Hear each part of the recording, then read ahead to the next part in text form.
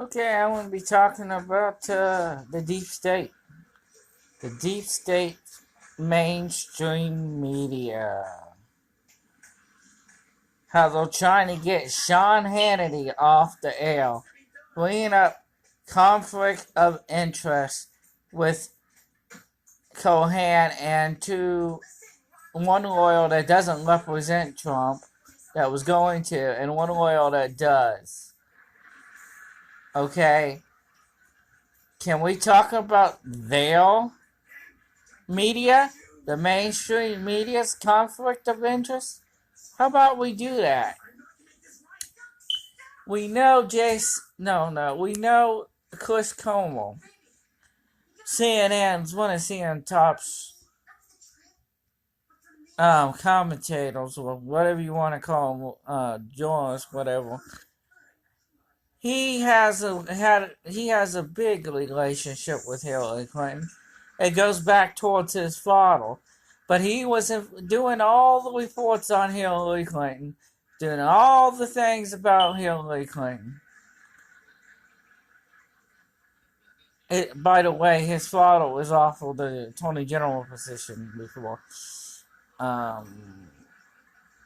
It's a lot of people that were offered. I'm going to get to that one. They during the President Clinton. When Clinton was president. They have a big personal relationship, but supposedly that was okay for him to stay on and do Hillary Clinton reports, including investigations. That's not all. I mean, you got Jake Tapper of CNN. He's a Clinton Foundation donor. He's also was going to be a guest speaker for the Clinton Foundation. But he did Hillary Clinton reporting and all that, and defended her occasionally, and maybe he needs to be off there. You have David Axlerod, which was running the Axel Files during Obama's administration, 2015. He was an advisor to Obama, a direct advisor, and he ran a show where he talked about Obama and how he defended Obama and his administration policies and stuff. And that's what he was the host. I'm not talking about him being analyst, because he's also had that job. I'm talking about what he was host to Axel for X-Files. And that's still going on, by the way.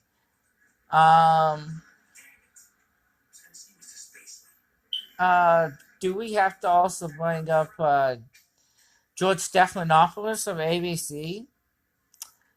Clinton campaign advisor, Clinton Foundation donor. Pretty much he's been pro-Clinton. He's done interviews with Hillary Clinton. He's done he's talked, he's defended her. He's done a lot of things that, they're trying to go after Hannity on. I mean, that's not all about the media. I could go into the Atlantic magazine and look up their history. I could go into the New York Times and look at the history. I can see just about any conflict of interest. But they're only attacking Hannity. Because they want Hannity off there because he's a conservative. And he's a top conservative. So many viewers probably. He can get people to the polls. He didn't really support Moore for after the allegations, and Moore really didn't disprove the allegations against him. So when he voices, people start following Moore. 50% of voters in Alabama did not show up for the election. I say 50% of Republican voters did not show up for the election. And that was after Hannity was not really showing support for Roy Moore. So it seems to me he does have big influence on Republican voters getting out and voting Republican, not voting for the Democrat. And then on the Pennsylvania in 18th, this is strange. He didn't really support Saccone that much. Not as much as Trump did. But guess what? Saccone lost to the Democratic candidate. And I do believe that was because Hannity didn't really show big support for Saccone. They know that. The deep state mainstream media knows that. They know exactly why they're trying to get Hannity off the air. They're using this BS conflict of interest thing to get him off the air when they know they have conflicts of interest. When they report about Democrats, Hillary Clinton, Barack Obama, and stuff like that. And when they did, and when Barack Obama was still president. But, I forgot about Van Jones. Van Jones, Obama advisor. He was reboot of Crossfire during the Obama administration. He now runs his own show, Van Jones Show. Anyway, you get the point. The mainstream media has their conflicts of interest as well. Not just conservative media like Fox News. But the mainstream media never want to recuse themselves from the show, stop doing those shows, because they hate. And if they want to bring up, well, he didn't disclose it. There was a certain CNN reporter, reporter.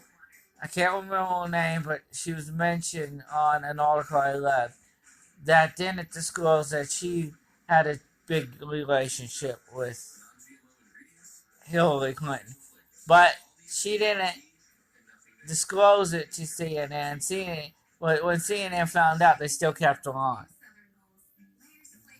Because the thing is, somewhere down the line, you're going to have a conflict of interest because the fact is, you might end up using the same attorney. You might end up getting your job after you were an administration official. You know? And then you went and quit and did something and went to be a commentator or reporter or something like that. It's going to be a conflict of interest somewhere down the line. Now, we have just talked about reporters. But did anybody know that Judge Woods, the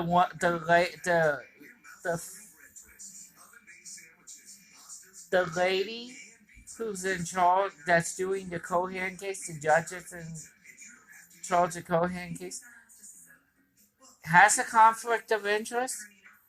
She was told by Bill Clinton, and I hope this video gets views, but I doubt it.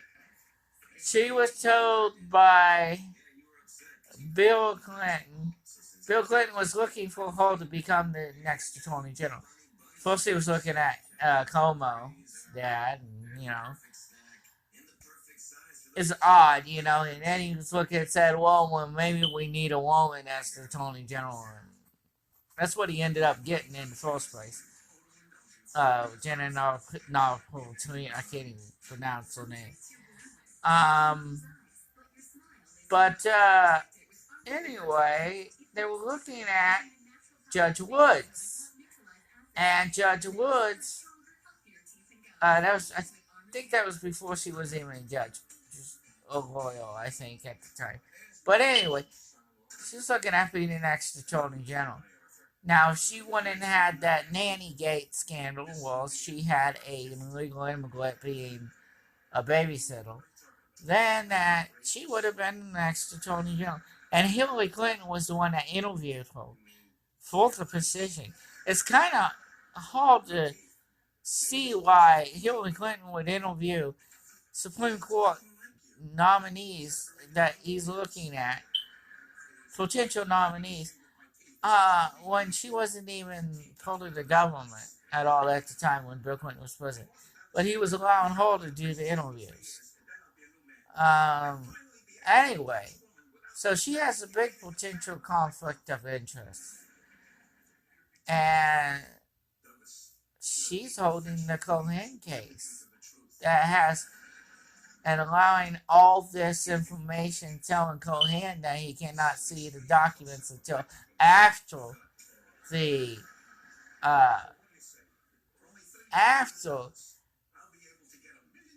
government sifts through it, which she's, and this involves Trump because Trump's a client of Cohen, and it's involving the what they label as hush money, and that Cohen personally did as a favor for Trump, as a friend. But it involved Trump, so there could be some communications about that after the fact, after it was done, that he told Trump about, what he did for him. But anyway, the fact is, she's doing this. She's threw out attorney-client privilege. She threw out all this. She has shown that she has there was a known conflict of interest, a big conflict of interest, but she doesn't accuse herself. I mean, even Stormy Daniels' attorney was a 20-year Democratic operative for the DNC, and he has a big conflict of interest against Trump himself. But, Gloria Allred is representing the women that accused of sexual assault. And she was Clinton's personal attorney. But those women have her, and Allred was also a big Clinton Foundation donor. So it seems to me that's a conflict of interest like that. So we're seeing all this conflict of interest by Democrats, but nothing's happening. There's the media, there's the judge, there's the attorneys for the women that accused Trump of sexual assault, and also the attorney for Stormy Daniels and the Playboy model Carolyn Dewey. And nothing's happening because the deep state wants to win, because the deep state's not going to keep itself in check. And this is definitely the deep state. So, the deep state exists, but it's not just your typical government officials. It includes the media, and it includes judges. It could include police officers. It could include anyone. So, anyone that involves, let's say, protection. And I'm going to go as far as say protection of the Democratic Party.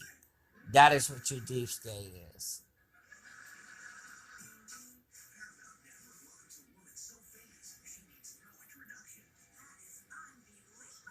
And it can include corporations. You notice how corporations are boycotting conservatives? Because conservatives probably make some jokes, and then when Democrats are threatening and making jokes about Republicans, they don't do anything. They're okay with it. That's the deep state. And it includes kids. And not kids, but teenagers like David Hogg. He's part of the deep state. He wants deep state because he wants to ban guns. He's now going after hunting guns, telling people to boycott companies that go after hunting rifles, that invest in hunting rifles. He's part of the new deep state. And he's doing a good job at these boycotts, let's just say. And because he's part of that deep state to protect Democrats and protect Democratic ideologies like banning guns and LGBT and against religious freedom, open borders, and all that. That's my take on this. Thank you.